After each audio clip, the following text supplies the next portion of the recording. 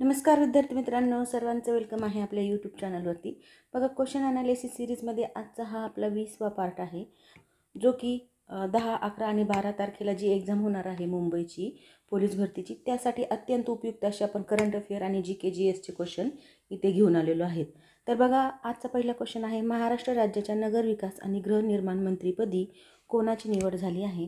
तर बघा, गृहनिर्माण मंत्री आणि नगरविकास मंत्रिपदी एकनाथ शिंदे यांची निवड झालेली आहे, म्हणजेच डी ऑप्शन आपलं करेक्ट आहे. तर बघा, एकनाथ शिंदे हे महाराष्ट्र राज्याचे मुख्यमंत्री होते. आता त्यांच्याकडे नगरविकास खाते आहे. त्यांनी यापूर्वी नगरविकास खात्याचे काम पाहिलेले आहे. तसंच या खात्याच्या माध्यमातून शहरी विकासाच्या योजना तसंच प्रकल्पांची जबाबदारी त्यांच्यावर देखील त्यांनी काम केलेलं आहे. तर बघा, पुढचा प्रश्न पाहूया. नेपाळचे भारतातील राजदूत म्हणून कोणाची नियुक्ती करण्यात आली आहे? तर ह्याचं करेक्ट आन्सर आहे डॉक्टर शंकर प्रसाद शर्मा, म्हणजेच सी ऑप्शन आपलं करेक्ट आहे. तर नेपाळ सरकारने डॉक्टर शंकर प्रसाद शर्मा यांची भारतातील राजदूत म्हणून नियुक्ती केली आहे. तसंच त्यांनी भारत नेपाळ संबंध दृढ करण्यासाठी महत्त्वाची भूमिका पण बजावली आहे आणि भारत आणि नेपाळ दरम्यान आर्थिक, सांस्कृतिक, राजकीय संबंध वृद्धिंगत करण्यासाठी त्यांचे महत्त्वाचे योगदान राहिलेले आहे. मग पुढचा प्रश्न आहे, कोणत्या शहरात 200 एकरावर AICT उभारण्यात येणार आहे? तर बघा, AICT ती आहे हैदराबाद येथे उभारण्यात येणार आहे, म्हणजेच बी ऑप्शन आपलं करेक्ट आहे. हैदराबाद जो आधीच तंत्रज्ञान आणि माहिती तंत्रज्ञान केंद्र आहे, तसंच ते तेलंगणा सरकारने 200 एकरावर AICT उभारण्याची घोषणा केली आणि या प्रकल्पाचा उद्देश काय? तर कृत्रिम बुद्धिमत्ता आणि संबंधित तंत्रज्ञान विकसित करणे. तसंच यामुळे भारत AI क्षेत्रात जागतिक स्तरावर महत्त्वाची भूमिका बजावण्याची शक्यता आहे. तर बघा, पुढचा प्रश्न आहे, वर्ल्ड मलेरिया रिपोर्ट 2024 कोणी जारी केला आहे? तर ह्याचं करेक्ट आन्सर आहे WHO, म्हणजे वर्ल्ड हेल्थ ऑर्गनायझेशन, जागतिक आरोग्य संघटना आहे ही, आणि हिनं दरवर्षी वर्ल्ड मलेरिया रिपोर्ट प्रसिद्ध करते. तसंच हा अहवाल मलेरिया नियंत्रित करण्याच्या प्रयत्नावर आधारित आहे आणि 2024च्या अहवालात मलेरियाच्या साथीचे प्रमाण कमी करण्यासाठी विविध देशांनी केलेल्या प्रयत्नावर प्रकाश टाकण्याचं काम हे करणार आहे. तर बघा, पुढचा प्रश्न आहे, खालीलपैकी कोणाची संयुक्त राष्ट्राच्या इंटरनॅशनल जस्टिस काउन्सिलच्या अध्यक्षपदी निवड झाली आहे?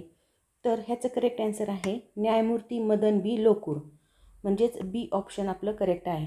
तर बघा, न्यायमूर्ती मदन बी लोकूर यांची अशा प्रकारे इंटरनॅशनल जस्टिस काउन्सिलच्या अध्यक्षपदी निवड झाली आणि या परिषदेत संयुक्त राष्ट्राच्या अंतर्गत न्यायव्यवस्थेच्या सुधारणावर काम केले जाते. तसंच त्यांच्याकडे अनुभव आहे खूप, त्या अनुभवामुळे हा पदभार त्यांना देण्यात आलेला आहे. पुढचा प्रश्न पाहूया, निलगिरी आणि सुरत या 2 युद्धनौका भारतीय नौदलात सामील झाल्या आहेत. बघा, कोणती? निलगिरी एक झाली आणि दुसरी आहे सुरत. तर त्या कोणत्या कंपनीने बनवलेल्या आहेत? बघा, अतिशय महत्त्वाचा प्रश्न आहे. निलगिरी आणि सुरत ह्या Mazagon dock ship builders limited या कंपनीने बनवलेल्या आहेत, म्हणजेच आपलं डी ऑप्शन करेक्ट आहे. तर Mazagon dock ship builders limited ही भारतीय नौदलासाठी युद्धनौका तयार करणारी महत्त्वाची सरकारी कंपनी आहे. तसंच निलगिरी आणि सुरत या युद्धनौका भारताच्या समुद्र किनाऱ्याचे रक्षण करण्यासाठी अत्याधुनिक उपकरणासह अशा सुसज्ज अशा बनवलेल्या आहेत, म्हणजेच आपलं डी ऑप्शन करेक्ट आहे. तर बघा, अशा प्रकारे आपण इन डिटेलमध्ये क्वेश्चन घेतो मित्रांनो. हा व्हिडिओ शेवटपर्यंत पाहत चला, जेणेकरून तुम्हाला याचा नक्कीच फायदा होणार आहे. तुम्ही जर पाठीमागचे 87 पार्ट पाहिले असतील तर त्यामध्ये आपण 2023च्या क्वेश्चन पेपरचं सगळं ॲनालिसिस केलेलं आहे. जी आपली 2024मध्ये बाकीच्या जिल्ह्यांची एक्झाम झालेली आहे, त्या एक्झामसाठी आपण तशा प्रकारे तिथे तयारी करून घेण्यात आली होती.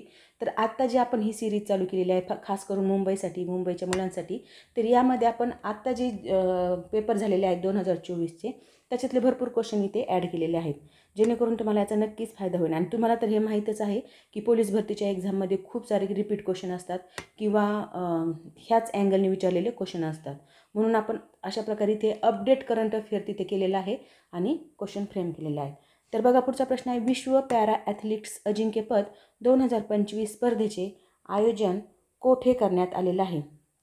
तर बघा, आता जुन्या पेपरमध्ये हाच क्वेश्चन विचारला होता, परंतु तिथे 2023 विचारलं होतं, तर आपण ते 2025 असं ॲड केलं आहे. म्हणून मी सांगते की शेवटपर्यंत प्रश्न पाहत चला, जेणेकरून तुम्हाला नक्कीच याचा फायदा जाणवेल. तर बघा, ह्याचं करेक्ट आन्सर आहे भारत, म्हणजेच बी ऑप्शन. तर भारत 2025मध्ये प्रथमतःच जागतिक पॅरा ॲथलेटिक्स चॅम्पियनशिपचे आयोजन करणार आहे आणि ही स्पर्धा कुठे होणार आहे? तर ती होणार आहे नवी दिल्ली येथे. नवी दिल्ली. हा पण प्रश्न विचारला जाऊ शकतो आपल्याला, ही स्पर्धा कुठे होणार आहे, म्हणून ती नवी दिल्ली येते. तसंच कधी होणार आहे तर 26 सप्टेंबर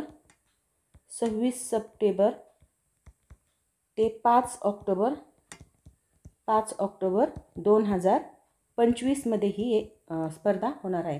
ही कालावधी पण लक्षात असू द्या, कुठे होणार आहे ती लक्षात असू द्या, तसंच कंट्रीचे नाव, स्पर्धेचं नाव, हे सगळं व्यवस्थित लक्षात असू द्या, कारण खूप इम्पॉर्टंट क्वेश्चन आहे. मग पुढचा प्रश्न आहे, डॅश डॅश यांनी मानव धर्मसभा स्थापन केली.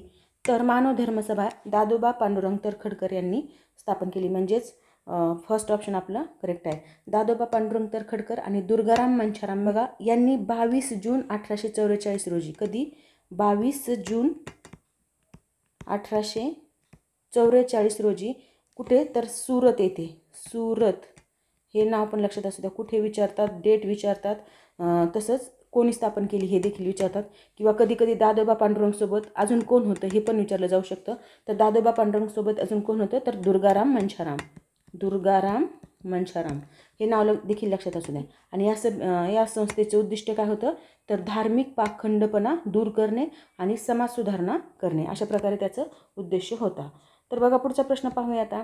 डॅश डॅश हे पुणे सार्वजनिक सभेचे सर्वाधिक महत्त्वपूर्ण संस्थापक सदस्य होते.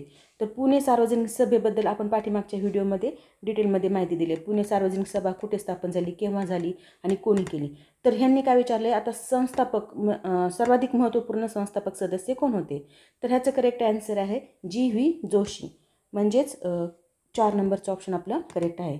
तर बघा गोविंद वल्लभ पंत जोशी म्हणजेच GV जोशी, ज्यांना GV जोशी म्हणून ओळखलं जातं. आणि हे कसे, हे पूर्ण सार्वजनिक सभेचे एक महत्त्वपूर्ण संस्थापक सदस्य होते. तसंच या सभेची स्थापना कधी झाली तर 1870 झाली, 1870. आणि तिचे उद्दिष्ट काय होतं तर ब्रिटिश सरकारकडे भारतीयांच्या मागण्यांचे प्रतिनिधित्व करणे, अशा प्रकारे त्याचं उद्दिष्ट होतं. पुढचा प्रश्न आहे, बॉम्बे असोसिएशनचे सन्माननीय अध्यक्ष म्हणून डॅश डॅश यांची निवड केली होती. तर बॉम्बे असोसिएशनचे सन्माननीय अध्यक्ष म्हणून सर जमशेदजी जिजीभाई, म्हणजेच फर्स्ट ऑप्शन करेक्ट आहे, यांची निवड करण्यात आली होती. आणि बॉम्बे असोसिएशन ही 1852 स्थापन झाली होती, कधी तर 1852. आणि ही पहिली भारतीय राजकीय संघटना होती. तसंच सर जमशेदजी जिजीभाई यांची तिचे सन्माननीय अध्यक्ष म्हणून निवड करण्यात आली होती. तसंच ही पहिली भारतीय राजकीय संघटना होती. अध्यक्ष कोण होते तर सर जमशेदजी जिजीभाई. तर अशा प्रकारे तिची स्थापनेचं डेट पण लक्षात असू द्या आणि अध्यक्ष कोण होते ते पण लक्षात. बघा पुढचा प्रश्न पाहूया, पुढीलपैकी कोणते वाङ्मय प्रार्थना समाजाशी संबंधित नव्हते. तर ह्याचं करेक्ट आन्सर आहे सुबोध पत्रिका हे प्रार्थना समाजाशी संबंधित नव्हते, परंतु सुबोध संगीत, प्रार्थना संगीत आणि प्रार्थना समाजाचा इतिहास हे तिन्ही जे आहेत हे प्रार्थना समाजाशी रिलेटेड आहेत. नेक्स्ट क्वेश्चन आहे, 1920 अखिल भारतीय अस्पृश्यता निवारण परिषद कोठे संपन्न झाली होती. तर ह्याचं करेक्ट आन्सर आहे नागपूर, म्हणजेच थर्ड ऑप्शन आपलं करेक्ट आहे, नागपूर. तर बघा 1920 अखिल भारतीय अस्पृश्यता निवारण परिषद नागपूर येथे संपन्न झाली. आणि ह्याचं उद्दिष्ट काय होतं तर अस्पृश्यता निर्मूलन आणि सामाजिक समता प्रस्थापित करणे, अशा प्रकारे त्याचं उद्दिष्ट होतं. तर बघा पुढचा प्रश्न पाहूया, शाहू महाराजांनी 11 जानेवारी 1911 रोजी कोल्हापुरात यांच्या अध्यक्षतेखाली सत्यशोधक समाजाची स्थापना केली. तर शाहू महाराजांनी भास्करराव जाधव, म्हणजेच फर्स्ट ऑप्शन आपलं करेक्ट आहे, भास्करराव जाधव यांच्या अध्यक्षतेखाली 11 जानेवारी 1911 रोजी इथे सत्यशोधक समाजाची स्थापना केली, ती कुठे कोल्हापूरमध्ये. तर हे अशा प्रकारे पण प्रश्न येऊ शकतो. आणि ही स्थापना जी होती ती पुनर्स्थापना होती, म्हणजे पहिल्यांदाच केली होती का सत्यशोधक समाजाची स्थापना तर नाही, तर ही पुनर्स्थापना होती, ज्याचं उद्दिष्ट काय होतं समाजातील अंधश्रद्धा आणि जातीय भेद दूर करणे. तर बघा पुढचा प्रश्न पाहूया, लोकशाही स्वराज्य पक्षाच्या स्थापनेत डॅश डॅश यांचा सहभाग होता. तर ऑप्शनमध्ये दिले जमनदास मेहता, रामराव देशमुख, रामभाऊ मंडलिक. तर बघा ह्या तिघांचाही लोकशाही स्वराज्य पक्षाची स्थापना करण्यामध्ये सहभाग होता, म्हणजेच आपलं ऑप्शन काय राहणार आहे ऑप्शन नंबर 4 अ ब क. लोकशाही स्वराज्य पक्षाच्या स्थापनेत तिघांचाही संबंध असल्यामुळे अ ब क हे उत्तर आलेलं आहे. तर हा पक्ष ब्रिटिश भारतात स्वराज्य आणि लोकशाही मूल्यांसाठी किंवा लोकशाही मूल्यांचा प्रसारासाठी हे स्थापन करण्यात आलं होता. तर बघा पुढचा प्रश्न आहे, लोकमान्य बाळ गंगाधर टिळक यांनी 1895 कोणता उत्सव सुरू केला. तर 1895 ही डेट दिल्यामुळे आपलं करेक्ट आन्सर आहे फर्स्ट ऑप्शन शिवजयंती. आणि पर्यायमध्ये पर्याय दिलेला आहे, तर त्याच्यामध्ये फक्त अ हे ऑप्शन आपलं करेक्ट राहील. कारण लोकमान्य टिळकांनी 1895ला शिवजयंतीचं सेलिब्रेशन केलं आणि हा उत्सव कशासाठी साजरा केला होता, तर राष्ट्रीय एकात्मता प्रस्थापित करणे तसंच समाजाला एकत्र आणणे हा त्यांचा उद्देश होता. तसंच त्यांनी गणेशोत्सवाची पण सार्वजनिक सुरुवात केली होती. तर त्याची डेट कधी, गणेश उत्सव कधी साजरा केला होता याची डेट तुम्ही मला कमेंट बॉक्समध्ये सांगणार आहात. पुढचा प्रश्न आहे, मुंबई इलाख्यातील खालील राजकीय संघटनाची स्थापना वर्षानुसार कालक्रमे रचना करा व योग्य पर्याय निवडा. तर बघा, मुंबई इलाख्यात ज्या राजकीय संघटना स्थापन झालेल्या आहेत त्यांचं इथे ऑप्शनमध्ये दिलेले आहेत. त्या कधी स्थापन झालेल्या आहेत, त्यांचं वर्ष आणि त्यानुसार आपल्याला कालक्रमानुसार त्यांची रचना करायची. तर बघा, आता इथे मी तुम्हाला डेट सांगेल, त्यावरून तुम्ही ऑप्शन मला सांगणार आहात कमेंट बॉक्समध्ये. तर बघा, बॉम्बे प्रेसिडेन्सी असोसिएशन, तर हिची स्थापना झालेली 1885मध्ये, 1885. तर हे काय होतं, जे समाजसुधारक होते त्यांचं एक संघटन होतं. तसंच बॉम्बे असोसिएशन हिची स्थापना झालेली आहे 1852मध्ये. तर ही काय पहिली राजकीय संघटना आहे बॉम्बे असोसिएशन. तर बघा, पुढचं आहे ईस्ट इंडिया असोसिएशन, तर हिची स्थापना झालेली 1866मध्ये, 1866मध्ये. आणि सार्वजनिक सभा आहे ती 1870मध्ये. अशा प्रकारे यांची स्थापना झालेली आहे. कदाचित तुम्हाला डेट माहीत नसेल तर ही कोणत्या कालखंडामध्ये स्थापन झालेली आहे असं एक सिक्वेन्स जरी असेल लक्षात, तरी पण आपण ते लॉजिक लावून, आणि सार्वजनिक सभा आणि बॉम्बे प्रेसिडेन्सी असोसिएशन हे नंतर स्थापन झालेले आहेत. परंतु एक्झॅक्ट डेट जर माहीत नसेल तर अशा प्रकारे क्वेश्चन थोडंफार चुकू शकतो जर लॉजिक नाही. आता इथे कसं सगळ्यांचंच ब दिलं आहे पहिलं ऑप्शन, म्हणून जरी पहिली माहिती असेल तरी पण आपल्याला उत्तर निघणार नाही. त्यामुळे 1-2ची तरी डेट माहिती असणं गरजेचं आहे. तर बघा, अशा प्रकारे यांची स्थापना वर्षे दिलेले आहेत. तर त्यानुसार योग्य कोणता पर्याय राहील तो तुम्ही शोधा आणि कमेंट बॉक्समध्ये सांगा. तर बघा, पुढचा प्रश्न आहे, खालीलपैकी कोणते शहर महाराष्ट्राची सांस्कृतिक राजधानी म्हणून ओळखले जाते. तर सांस्कृतिक राजधानी म्हणून पुणे या शहराला ओळखलं जातं, म्हणजे थर्ड ऑप्शन आपलं करेक्ट आहे. तसंच हे शैक्षणिक, सांस्कृतिक, ऐतिहासिक महत्त्वामुळे महाराष्ट्राची सांस्कृतिक राजधानी आपण पुण्याला समजतो. तसंच अनेक क्रांतिकारी चळवळी पण तिथे झालेल्या आहेत. तसेच सामाजिक सुधारणाचं केंद्रबिंदू म्हणून पण पुण्याला ओळखलं जातं. तर आता तर आपण त्याला शिक्षणाचं माहेरघर पण असं म्हणतो. तसं स्पर्धा परीक्षेचं तर माहेरघरच झालेलं आहे ते. बघा, पुढचा प्रश्न आहे, खालील महाराष्ट्रातील महत्त्वाची शिखरांची यादी दिली आहे. खालीलपैकी कोणता चढता क्रम कमी उंचीकडून जास्त उंचीकडे बरोबर आहे. तर बघा, जास्त उंचीकडून कमी उंचीकडे किंवा कमी उंचीकडून जास्त उंचीकडे असं हा प्रश्न विचारण्याचा सिक्वेन्स नेहमी राहिलेला आहे. तरी तुम्हाला पाठीमागच्या व्हिडिओमध्ये मी एक ट्रिक सांगितली होती, कसा भासतो. तर यानुसार आपण हे ह्याचं उत्तर काढू शकतो. तर कसा भासतो, क म्हणजे कळसुबाई, हे सर्वाधिक उंचीचं शिखर आहे. तसंच साल्हेर, तर हे त्याच्यानंतरचं. ब म्हणजे महाबळेश्वर शोधतो. आता सर्वात उंच शिखर इकडे काय सांगितले, कमी उंचीकडून जास्त उंचीकडे शोधायचे आपल्याला. आता एक्झॅक्ट आपल्याला कमी उंची तर सांगता येणार नाही, पण जास्त उंचीचं तर कन्फर्म माहिती आहे. एक काय आहे, कळसुबाई, म्हणजेच हे दोन्ही पर्याय आपले कटले.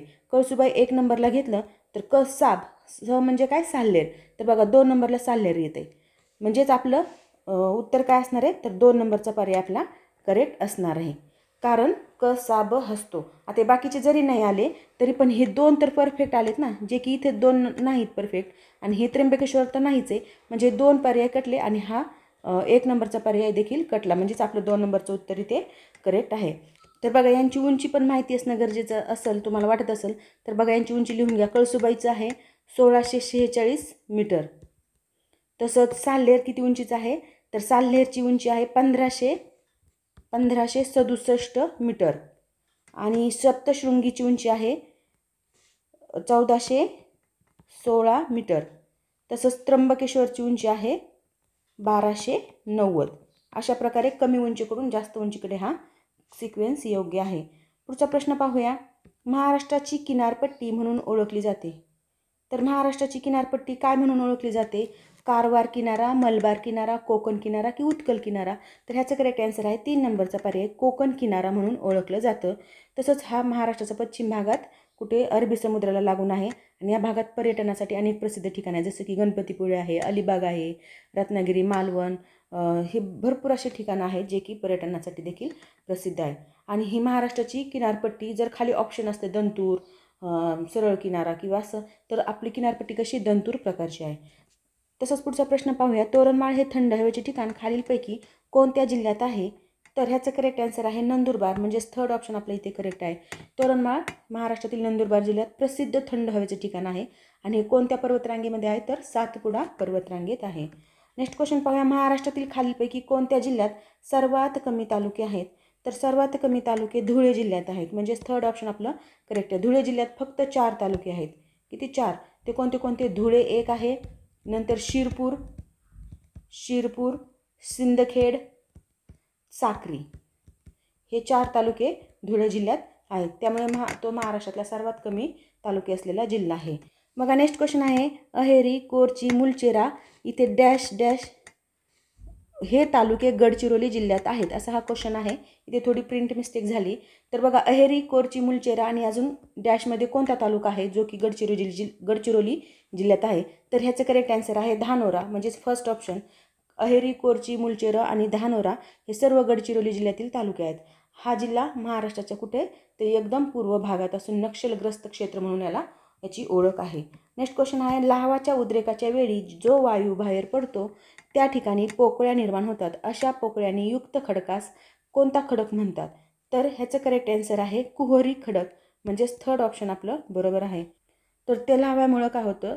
वरती येताना तो थंड होत जातो आणि ते जे पोकळ्या तयार झालेल्या असतात त्या पोकळ्यामध्ये हा लावा थंड होऊन साठला जातो आणि ते साठलेल्या लाव्याला आपण कुहरी खडक म्हणतात. हे खडक मुख्यतः बेसाल्ट प्रकारचे असतात. नेक्स्ट क्वेश्चन आहे. हिंगोली जिल्ह्यात कोणत्या जिल्ह्याची सीमा नाही? तर हिंगोली जिल्ह्याला बीड जिल्ह्याची सीमा नाही, म्हणजेच फर्स्ट ऑप्शन आपलं करेक्ट आहे.